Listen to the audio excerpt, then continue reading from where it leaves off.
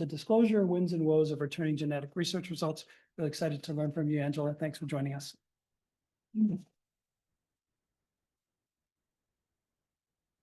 Thanks so much for having me. So I am going to be talking about the RESPECT research program. Let's see. Maybe.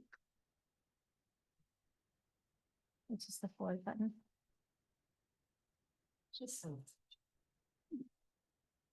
There we go.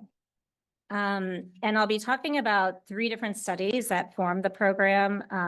And I will also weave in a couple case studies that I think illustrate some of the points, but I'm hoping to save some time for reflection on what the benefits or wins are from returning research results, and also some of the challenges or what I see as woes. So some of the studies or parts of the research, I may hit some high points, but a lot of the studies are already published. So you can find the details if you want more detail in the published studies. Okay, so we're going to start with a case study. You're a researcher who has been studying genetic mutations in families with cancer.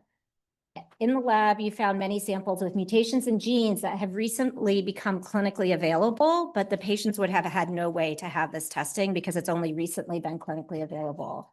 And you're worried that some of these individuals did not know of their genetic mutation and that they or their relatives will get an advanced cancer that could have been prevented. So the question is, should we be returning these results that you find in your research lab back to study participants?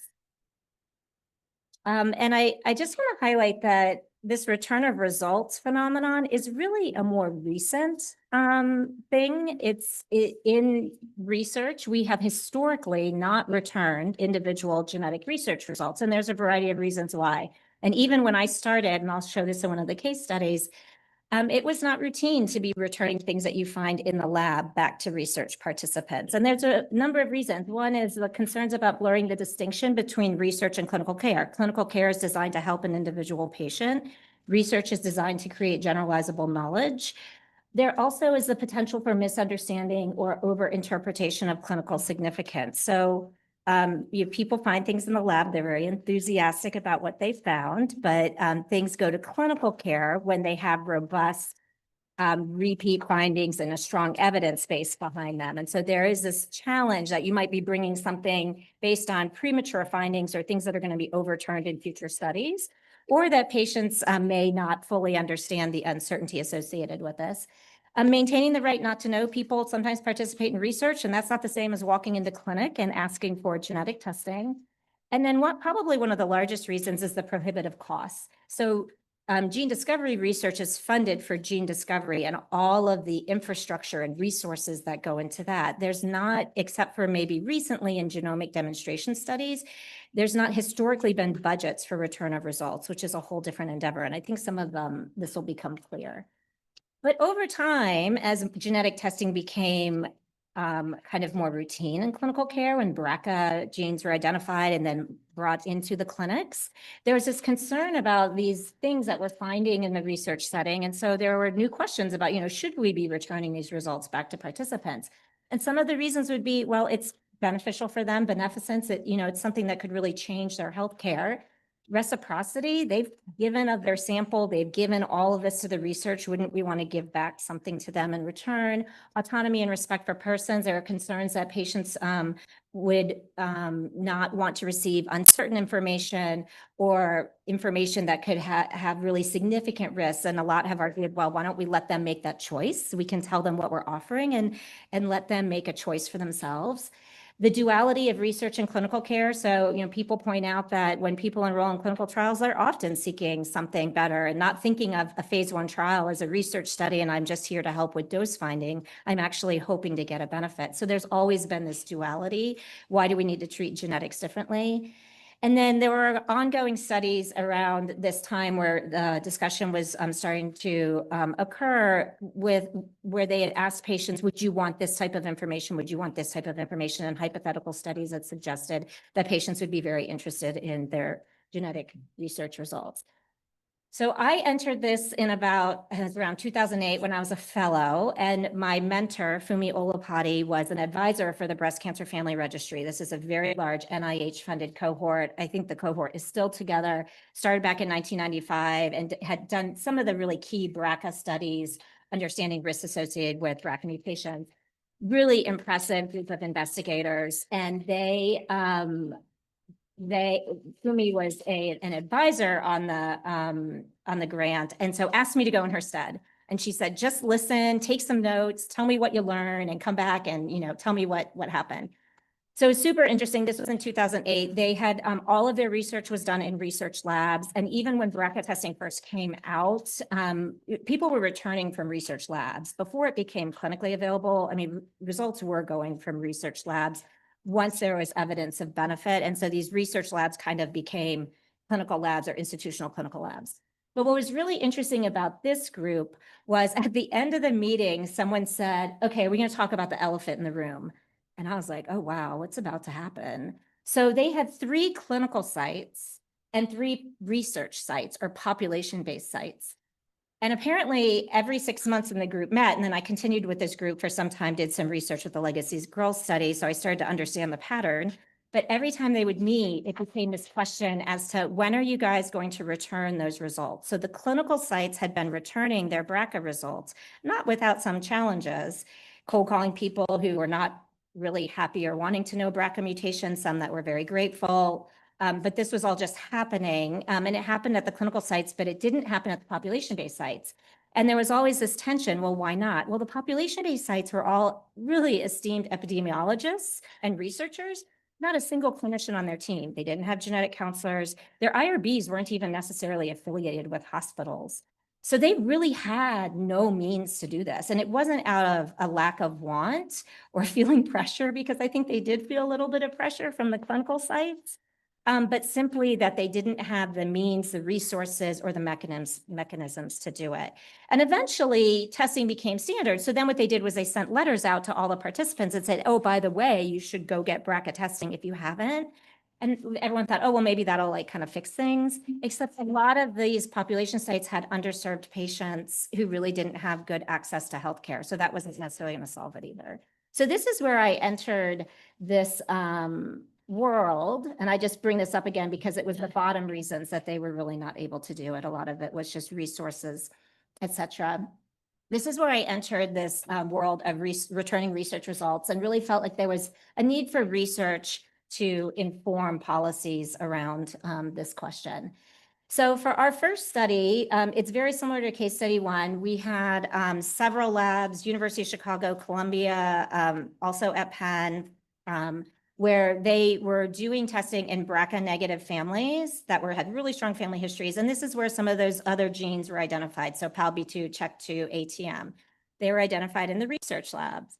But in clinic, we would be seeing these people who had participated in research. And there was a time before the multi-gene panel testing came out where we might sit with a patient in clinic and they're like, when is that new testing coming out? When is that new testing coming out? We're like, I don't know, maybe a year. Don't know what's going to cost. Don't know if insurance is going to cover it. We have these conversations and we know what their result is in the lab. And so it created a lot of like discomfort, I think, for clinicians who were also researchers and they knew that information was available. Now, the context at that time was, and this was back in like 2010, around that time when we were designing this research, there are very few studies reporting uptake of research results. When really offered, there were the hypothetical studies, but not a lot out there when you really offer results. People were doing it, but just not studying it. And uptake varied considerably from like 17%, like nobody wants it, to really high, like everybody wants it. And most of the studies returned results with recommendations to have confirmatory CLIA testing, because you're not supposed to take medical action until you've actually had it confirmed by a CLIA lab. But they didn't report on whether people actually went and did that or how they got that covered. So there were kind of missing information there. So we designed the RESPECT-1 study. The first one was funded through ASCO and the Breast Cancer Research Foundation. And then the second was an R01. I'll just briefly mention the first one was 2 visits with a genetic counselor. We offered results to over 400 participants. We changed the methods in the second study and also had 3 sites to get a more representative population. So Columbia, Chicago, and Penn. And then also to have more positive results to really understand what the impact was of returning positive results. And then there are a couple other differences, which I'll mention. And these, the results from these two studies are published. So I'm just going to hit the highlights. Talking about who these people are. So these are research participants with personal or family history of breast cancer, and they had provided a sample for a research registry. And we were looking at these genes other than BRCA1 and 2 that were about to become clinically available. We were returning what we knew. So we were not just returning actionable results. We were saying, hey, we found something, we didn't found something. I mean, this was like a principle of reciprocity. These people had participated in research. We're offering them back what we know about their research sample, which could include no findings or VUS results. These were generated in research labs, and all the variant interpretation was done in the research kind of funding and pipeline. And we had in the second study research samples from 11 different research studies across 3 sites. Confirmatory testing was recommended. So after we returned results, we said, you absolutely cannot do anything with this. This is information only. You need to go and have confirmation testing. And at that time, we were proposing to bill it to insurance and cover any costs that insurance didn't cover. And we had a process that's slightly different. In respect one, it was a little bit more burdensome. We made people come in to give a sample, but by respect two, we allowed them to do kits at home and mail them in. So we were all ready. We thought everyone was going to want this. They were clamoring for it. The hypothetical studies said everybody wants these results. And first of all, 50% of people we couldn't even reach. So first thing I tell people when they're like, I'm thinking about returning results, I mean, we've consistently, half the time we can't reach people. So you're not going to be able to reach a lot of people. And then we had 6% that outright declined, and then 15% that passive declined, and ultimately consented only 26% of the people that we contacted, which seemed really low. What did we learn in respect one? Uptake was low, but most who came forward for a first visit with a counselor did proceed to get the results. Only like a small percentage, 10% would decline at that point. We had patient-reported outcomes that were all favorable, didn't show high levels of distress or anxiety. I will admit we had relatively few positive results. So that is probably why.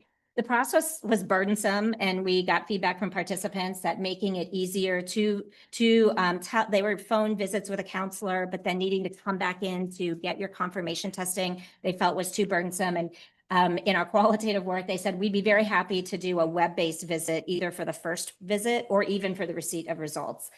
And then many, but not all, completed confirmation testing. And this was really the first time it had even been reported whether people were completing confirmation testing. And this is where we're helping them, and we're covering any of the out-of-pocket costs for them. And about 62% received confirmation testing. So not really what we wanted. Also, the results were not always concordant when they did get confirmation testing, and we had a pretty small N. In 12 of 13 in this study, the variant or the sequence finding was accurate, but the lab, in 50% of the time, the clinical lab was calling it different than what the research lab had called it. So we might have called it pathogenic, and the clinical lab calls it a VUS. Or reverse. Just, I think an important clarification, you just define VUS since it's important. Yes, I will. So a variant of uncertain significance is a finding that we don't know is associated with disease risk or not. So pathogenic or likely pathogenic, there's strong evidence that it is disease causing. A VUS is one where we don't know, and 98% of those will get reclassified to benign changes over time. But they're a real problem in genetics. And patients, if you ask a patient, even after they've met with counselors, maybe multiple times, what the likelihood is that a VUS might be positive, they generally will say something much higher. Like they think that that's just like a very kind of standard representation that patients have. We've done better about counseling people and saying only a very small percentage of these will be significant over time.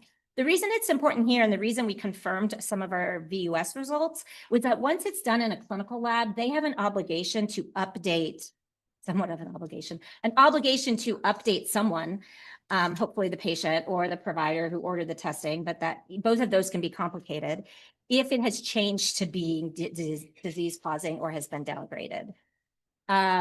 So a lot of groups avoid VUSs in a lot of settings because they're more complicated in that way. But we were taking this like, we're going to tell you what we know about your sample.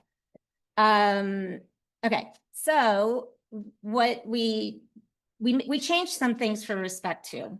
We decided to provide a web-based digital education version instead of meeting with a counselor, which covers like, what are we returning? What types of results? What are the pros and cons? What are the steps?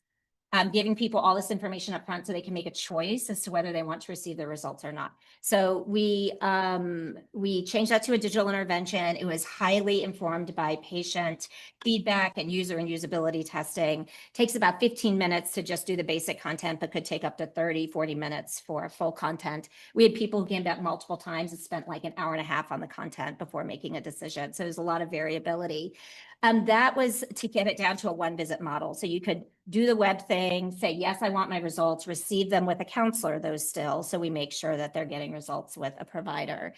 And again, here, this study was a multi-center study, 3 institutions, studying patient-reported outcomes, thinking we'd get a lot more positive results. And we thought, we're making it so much easier. So this is when the floodgates will happen, when everyone's going to come in and say they want these results.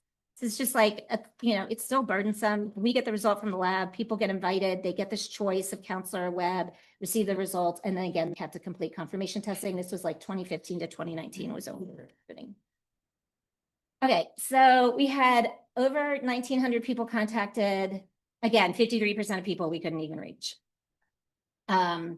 And they were more likely to be Black or other race and have a high school or less education. So already identifying some social determinants of health that are impacting our ability to reach people. So we had 819 who were reached. And again, we had active and passive decliners. We had 21% who actively declined, just that I don't want this. They were more likely to be Black, have high school or less education. We also had those that passively decline. So they connect with us, say, okay, let me think about it, but then they would never come forward. So again, we got 50% of the ones we reached, but again, we got about a quarter of people. So we didn't really get many more with all of what we thought was really great. And they were more likely to be white, more likely to have a history of cancer. And there were some nuances in each of these research studies about how we could recontact people, and some IRBs and some consents. We were only allowed to contact people like 3 times, and that was it. And when we had limited ability to follow up, they were much less likely to come forward.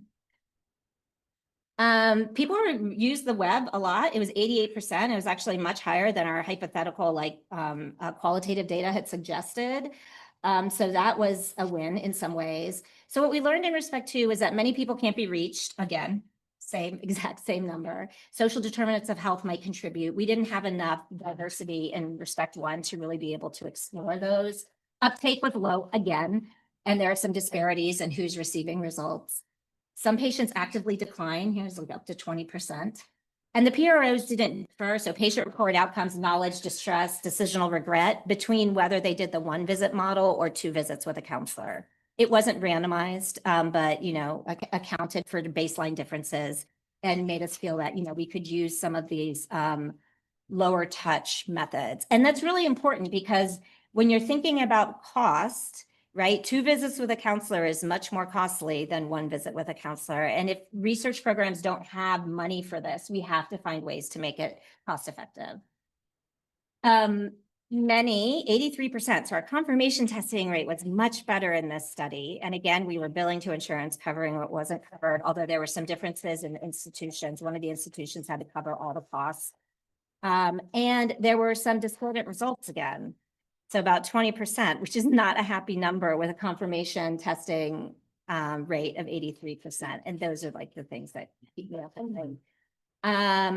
But if you get confirmations, like there are some things, there was one MSH2, that's a Lynch syndrome gene mutation, elevated risk for colon cancer, colonoscopy every year, kind of a big deal. Person did not have a family history that was suggestive at all. And the clinical confirmation testing did not find the mutation. And then we, did additional sample testing, and it just was an overcall by the research lab. That's going to come up again. All right, so that was our experience at that time. We still had relatively few positive results, and we had a lot of these negative and BUS results. So we really didn't feel like we could say confidently patient-reported outcomes for people who are receiving positive results in this way. But we were learning a lot about all the process and procedures and ways to make this potentially feasible. So here's another case study. Once I was doing this work, I would often be contacted by research teams to give advice on how they might return their research results. So here was one. And I'm being intentionally vague on some of the details here. This is a true story. You're a researcher in a lab that's been studying genetic mutations in a large national cohort of childhood cancer survivors all over the US. And you're in a lab and you're finding actionable mutations like BRCA mutations and Lynch syndrome mutations. These are not questionable. I mean, it's a research lab, but these are like clinically actionable findings. And you're sitting there thinking about these now adult childhood cancer survivors all over the US and saying, oh my God, do they know? Do they know that there's a BRCA mutation, a TP53? And so you ask, should we be returning these results to study participants? Okay, so there are a lot of players in this one. First of all, the lab, which was funded by a funder who was very invested in getting these results back. NIH was the funder. The NIH also funded the cohort. And this was a cohort that had been followed for many, many, many years.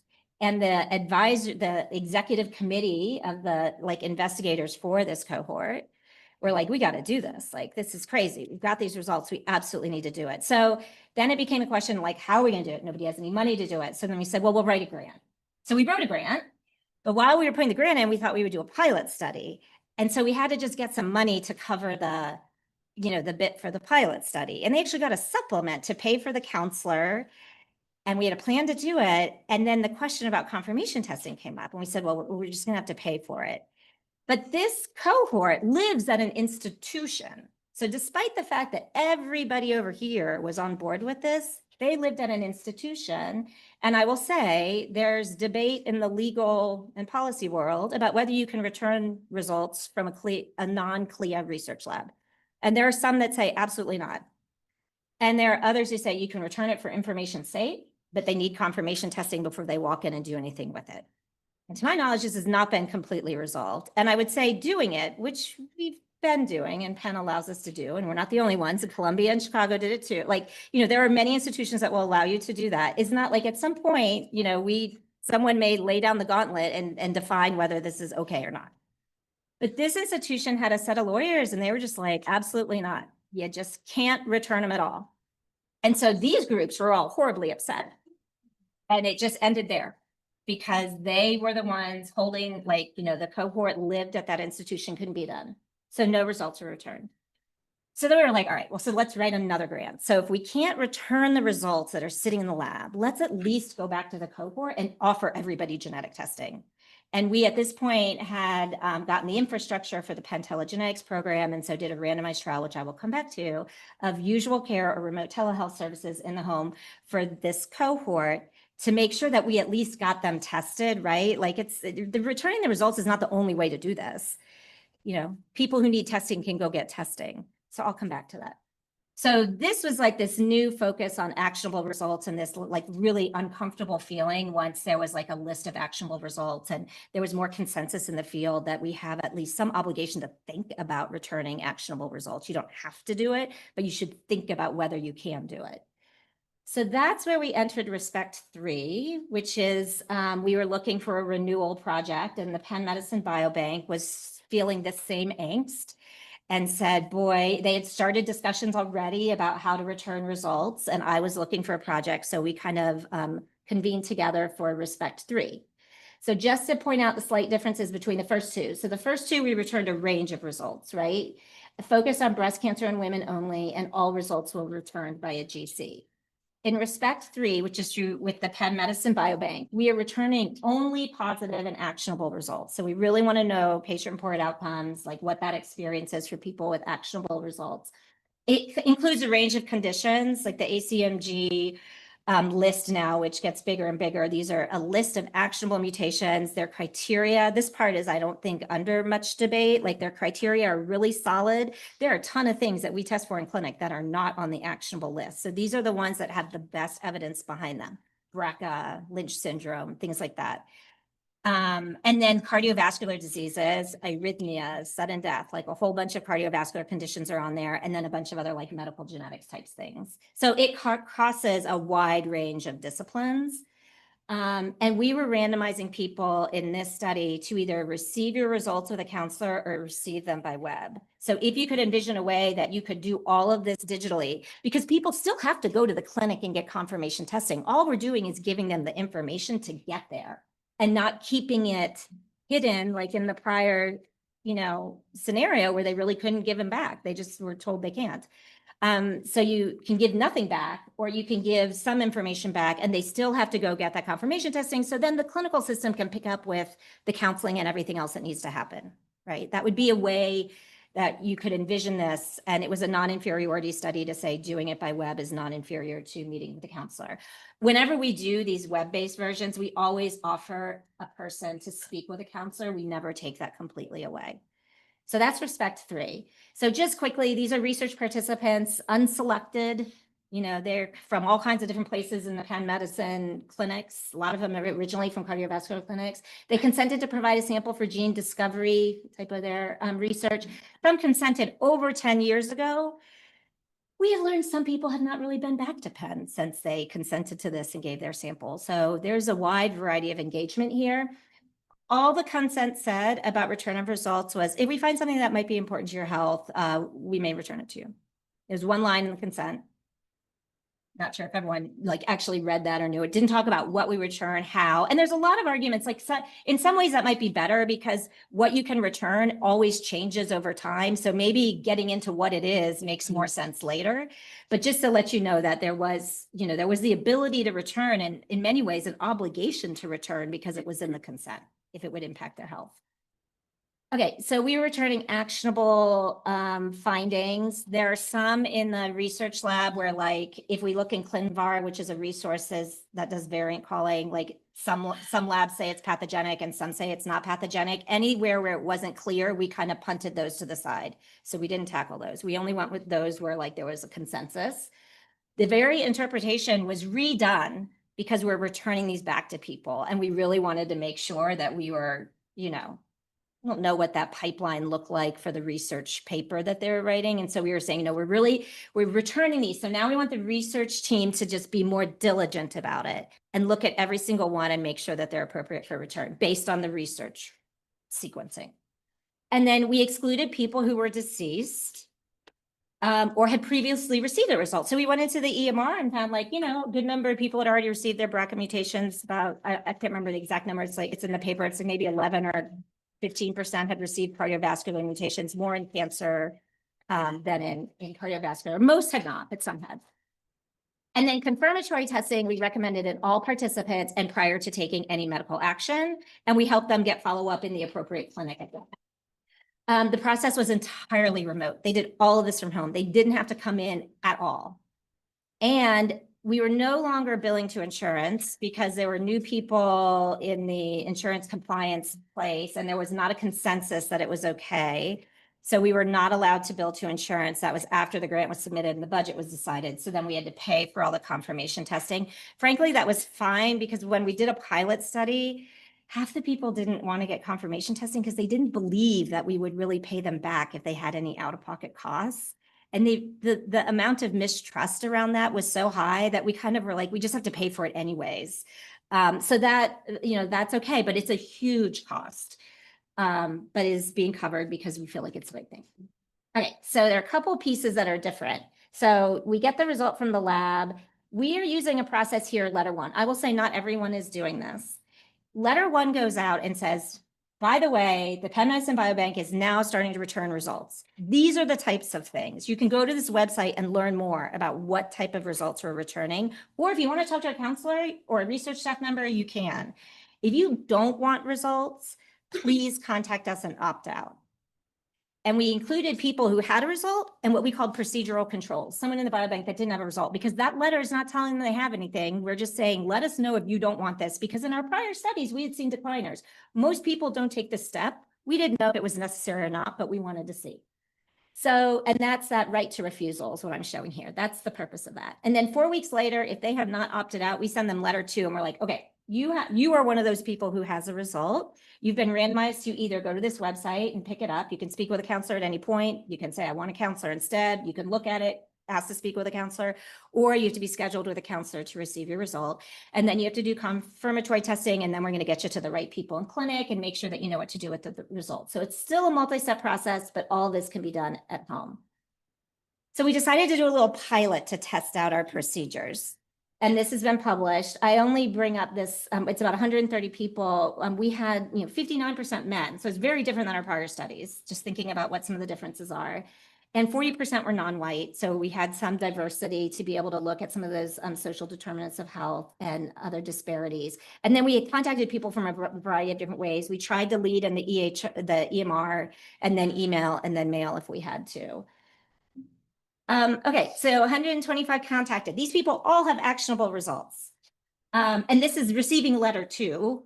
Only 46% received the results. It's better than 25%, but it's still pretty stunningly low for actionable results. And that means people are out there with results that could impact their health, and they don't know. Once again, this time we couldn't reach about 20%, so it's a little bit better, not as many. We had some active decliners, not a lot, but we had a lot of passive decliners. So the people are like, let me think about that. This is after letter 2. You have something. And we still have people who are like, let me think about that. And then they don't come in. Okay, they were more likely to be Black and older if we could not reach them. This is similar to a lot of the other findings. Passive decliners more likely to be Black and older. And then here, just to point out confirmation testing, 57%. Not great. As I told you, we had a lot of this trust issue, and we ended up going back to everybody and saying, we'll just cover it. And we got a couple more people that way, but we wondered if this would have been higher if we had just led with that from the beginning. Okay, so we had a bunch of things we wanted to change before we launched into the non-inferiority trial.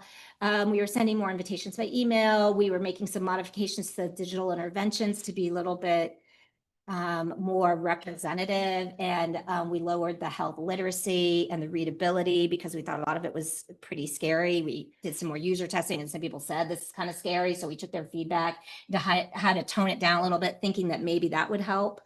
And we did a lot more phone follow-up because these are actionable results. And so we have a whole procedure for how many times we contact people. And then we send them a closing letter, and we're like, we are here. You can come back at any time and come back and get your result. Just let us know, but we're going to stop bugging you now. And then we're using chatbots in 3 different places for non-responders to try to help with the confirmation testing and the rest.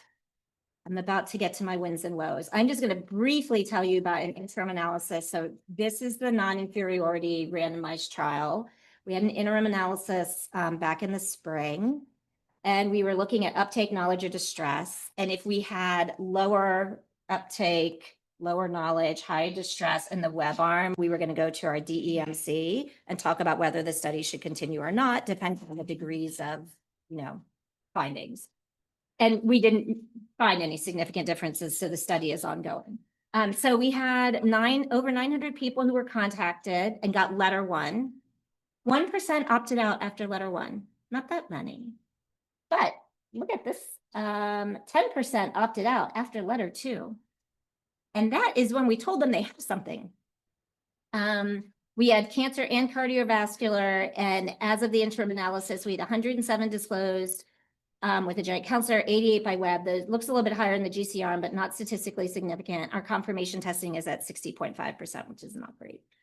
But these people have time, and so some of them may eventually get through confirmation testing. So that's just kind of an update as to where we are right now. Okay, so wins and woes. There are definitely wins. And after I want to make sure I balance the wins and the woes, because sometimes when I give these talks, I feel like I'm much more on the woe, but the wins outweigh the woes. So here are some wins. 64-year-old female, Ashkenazi Jewish heritage with no family history of cancer, learned she's BRCA positive, had a oophorectomy and is now getting appropriate screening. After she got her result, had it confirmed. Mother later developed breast cancer and then also was found to be BRCA positive.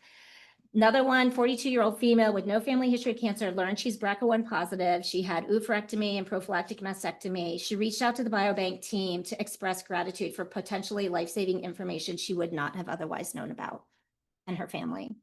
42-year-old female with prior knowledge of a family mutation in BRCA2, but she had put off testing because she was having children. And that's not an uncommon thing. A lot of women will say, I'm going to wait until after I have my kids to learn this information.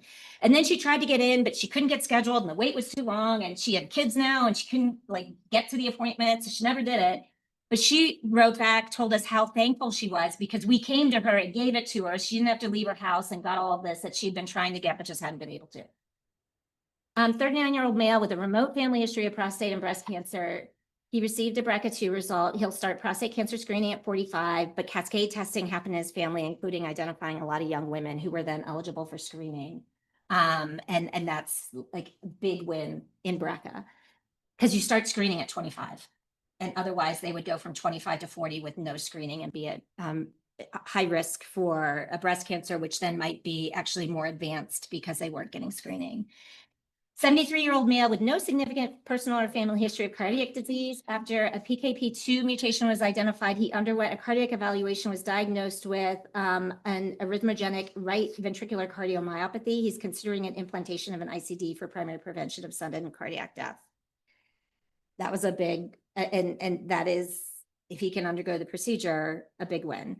78-year-old male who underwent heart transplant in 2015 for non-ischemic cardiomyopathy. Patient had been offered genetic testing, but didn't follow through due to being overwhelmed with the transplant process.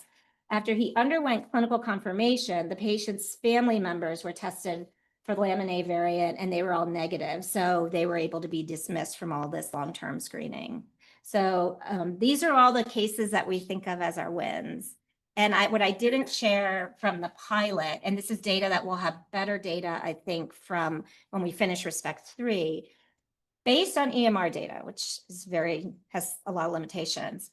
A third of the people who had a mutation would not have been identified through clinical care. Like they didn't have the family history or the rest to be identified. It could be because it just wasn't in the EMR, but you know, take that for what it is. One of the arguments people make is, well, we're identifying people who don't have family history or don't know their family history, and so they're not going to get picked up with clinical testing. Okay, so the woes. There are a lot of them. Some participants decline results, even actionable results, right? I mean, they do. And that would not be a woe. Like maybe that's okay. I think we sometimes worry, do they really know what they're declining? You know, so we are going to do some qualitative work and try to understand that a little bit better. I can say in some of our earlier studies, when people, it was from Respect 1 and 2, worry about distress was one of the main reasons that people didn't want this information. And how can I describe this? So there are a couple cases. I gave cases for the wins, so I had to give some cases for the woes. Example would be a man who has a known BRCA mutation in the family. He has made his decision. We had a couple of these. He already made his decision. He did not want this testing. But here we come knocking on the door. And now we've essentially told him that, like when he gets letter 2 and we say we found something, it doesn't say it's BRCA. He's like, oh, like he really didn't want to know that. So we had a couple people who were pretty unhappy. We had another gentleman who had a cardiovascular mutation in the family. I don't remember exactly which gene. I mean, a lot of these are arrhythmias and sudden death, and some people just don't want that information. He had chosen not to get that information. But then we sent him letter 2 and said, we found something. So he got on with the counselor and he said, well, is it in cancer or cardiovascular? Because he wants the cancer if it's cancer, but he doesn't want the cardiovascular because he already knows about the cardiovascular gene and mutation. He was really upset. It was a really hard session for the counselor because she's like, I can't give you one or the other. Like I have to follow the procedures because this is like an IRB approved study. And he kind of hung up on her and just was like, fine, and was really frustrated. And then he called back and I think he ultimately got his result and it was the one that was in the family that he had already chosen not to receive. So these are some woes. We have had people who've expressed concern about intrusions, distrust, and withdrawal. We have people who have thought we were a scam. We have people who don't remember giving a sample to the biobank. We actually get the date that they gave it and where so that they don't think we're totally making this up. We learned that pretty early on. We had one lawyer who wrote to us and she's like, I don't know who you are or what you're talking about, but I don't want anything to do with this. And it went to the IRB as well. So they're aware. And she was a participant, but she didn't remember. And she said, I withdrawn. So we've had several people who've, not a lot, we contacted 900 people thus far, but we've had some people just say, I don't want anything to do with this.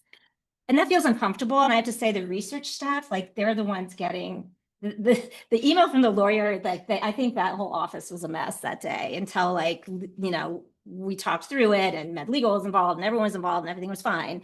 But, it gets them really distressed when the participants are distressed. Oh, burdens and barriers. We have returned results to people. We did an EMR review and the people in the pilot, there are at least a couple people who have like a very long list of medical conditions.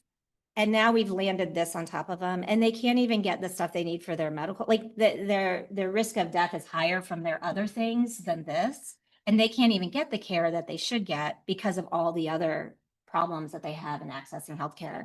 So that's also burdens and barriers. Those still exist and this doesn't make that any easier. We've had low medical follow-up, like after getting confirmation results. So we don't know these people are then taking them out to their primary care doctor. We are getting follow-up data in the survey. So we're going to see like what they do and how they use this information. We've had low confirmation testing, lower than we would like. There are disparities that we had noticed before, and those keep us up and feeling like some people are getting access to this and some people are not. We've had discordant results. So we've had at least 6 right now. Now that's 900 results. So 6 is not crazy. But a couple of them that came up recently, like the research lab was like, oh, we have a new variant caller and a new pipeline. We're like, okay, that's good. Well, it ends up that the new pipeline is much better. And so some of the ones that we called out before were actually not mutations on the new pipeline. So 3 of those 6 are ones that if we had the other pipeline. So this is clearly not the same as a clinical lab. The numbers are small, but nobody talks about them, I think, when you go to meetings. Nobody's like bringing up the discordant results. And actually, if everyone got confirmation testing, it wouldn't matter, right? Because all get cleaned up in the end. But when you don't have the confirmation testing, it makes us a little uncomfortable. We are going to go back. We're rerunning again on the people who didn't get confirmation. And if we find any others that are not real, we are going to go back to them. We have to put in an amendment to the IRB and all the rest to have that set up. I'm hoping we don't find that, but that hasn't been done yet.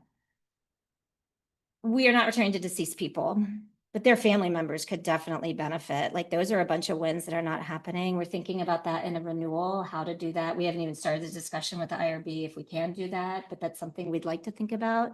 We are not returning to non-English speaking patients. We would like to do that. And we got to figure out a way to do that. And then there are other results. So we are only returning the ones that have no confusion about their pathogenicity. There are a bunch that could be returned that are like, discordant, but I was like, I'm not returning those until we get confirmation testing figured out because that feels like too risky. We have enthusiastic investigators who have genes that aren't on the actionable list, who they know they exist in the biobank and they want to give them back to people. So that's a whole discussion. So there's a lot of other results that could go back and we are really hitting like just the high ones. And the costs are enormous. The costs are just really great. And we're not sure at the end of the grant, like we're putting in a renewal. I don't know what that looks like nowadays, but then this will end and it won't continue until like someone picks up the cost. And so we are tracking all of the time and all of the costs to figure out exactly what those costs are. Okay, so I have wondered about some of these wins. So the first patient is of Jewish heritage. Now we do recommend BRCA testing in anyone of Jewish heritage. So frankly, that she could have gotten tested. She would have eventually been able to get tested. She meets clinical guidelines, insurance would have covered it. The 42-year-old female with prior knowledge of a known family mutation in BRCA2. Like we are high-fiving ourselves on these wins, but she knew about the mutation. She could just go in and get tested, right? Like we're lifting this whole infrastructure. Are we just lifting up an infrastructure to clean up what we can't do well in clinical care? I've wondered, right? If it's true that we find people that didn't have any of the met guidelines for testing, then no, those people, like, we could get results. But otherwise, are we just cleaning up what we don't do really well? And maybe we should invest all of it into making sure that we do a really good job clinically. It's a thought. And when I think about that, then I reflect back to this scenario where none of these people have gotten their results, right? They're still sitting in the research lab. And so we said, we'll just fix it by fixing the clinical system, by going to these people across the US and giving them a chance to get their results. They got randomized to usual care, which is here's how you go get testing in Ohio or Alabama with your doctor. NSGC has a list of counselors in your zip code, and we tell them information about why they should do it. That's usual care. Or remote services, you can call us. We can't call them, they have to call us, because in both groups they have to take action. And if after 6 months they don't, we check in at 6 months to see if people have done testing. And some people, even in the remote services arm, went and did it locally, which is totally fine. We just want them to get tested. In the usual care, if they didn't get testing, we offer them telehealth services. So everybody gets it, right? So maybe we can just fix it that way. So these results were presented at ASCO last year from the ENGAGE study, 281 childhood cancer survivors in remote services and 133 in usual care. And look at the uptake of genetic testing, 10%, 11% in usual care. We had a prior study and it was 12%. And it was like a regional study and it was exactly the same number. So usual care is not working. But we thought we were really great in going to them. And how many did we get? 19%. It was statistically significantly higher, but it's not great. And in this group, what you can see is we got people that have counseling will go up 40%, but only half of them went to testing. And then this group, 50% of them were in rural zip codes. 30% of them had high deductible plans. One of the primary reasons they didn't do testing was they were concerned about its perceived cost. And, you know, $100 out of pocket is still a cost to a lot of people. And I think that's really been underrepresented in the genetics literature when you're thinking of people outside big academic centers. Like, yeah, it's not $2,000, $4,000 anymore, but for a lot of people, $100 is too much. And a lot of times the labs are very like wishy-washy. Like we weren't paying for the testing. Testing had to go through insurance or go through like financial assistance programs that labs have. The labs are like, oh, it'll probably be like that. The people don't always feel confident it's going to be covered. So I think some of it is also sometimes just a perception of cost. But this is certainly not working either. We have a second an Engage 2 study, a renewal that's under review, that's trying to hit some of these barriers and pain points. So we're not done here. We're still coming up with ideas to maybe make that happen, but not great. All right, so genetic sequencing studies involving bank DNA raise questions about the obligation to share individual results with participants. There are great individual and family health benefits. There are major wins, but I do think there are multiple challenges and limitations that are not insignificant. And given the cost of returning results from the limited workforce of genetic counselors, we are using these digital tools. That might be part of a solution, but it's not going to solve the whole thing. So with that, I just want to thank all the numerous people who have been involved in all these 3 studies. I mean, it's been the work of many. And also all of our organizations and funders that have supported the work. And with that, I'll just say thank you, and I'm happy to answer any questions.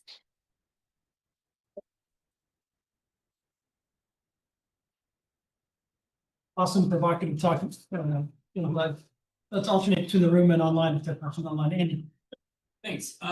So you said something interesting that I kind of latched onto, which is that some people delay genetic testing until after they've made the decision to have children.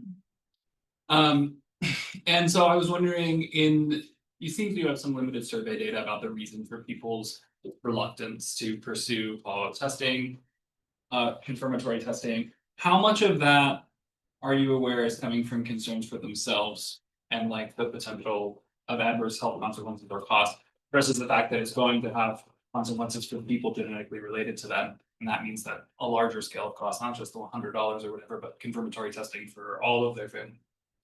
That's a good question. Repeat questions. Oh, yeah. So the question was, what do we know about reasons that people decline? Is it not just about the care that they need, but maybe also the implications for relatives? And if that's another reason that they decline or cost themselves. So we are collecting that data. We just haven't looked at all of it. So when people decline and they give us a reason, we do record that. But given that not everybody gives us a reason, we're planning to go back and do some qualitative interviews to try to better understand. Because if these are informed choices, it doesn't feel uncomfortable. But we don't know fully if they're informed choices. And it could be any of those reasons or all of them. Another question? I was just curious about like if and at what point in the process you're discussing like insurance discrimination and GINA and those kinds of things with patients. Is it before the research testing or between the research testing and the confirmatory testing? And That is a great question. We actually include it in the education piece. We have a specific video, we have multiple videos in the intervention as well. And so it is mentioned early on if they look at the education. Not everybody does.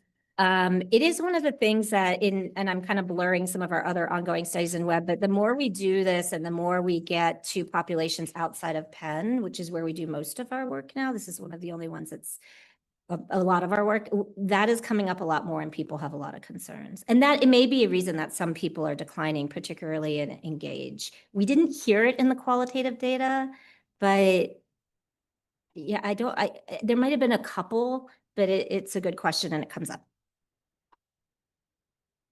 Yep, go ahead. Thank you. This is super interesting.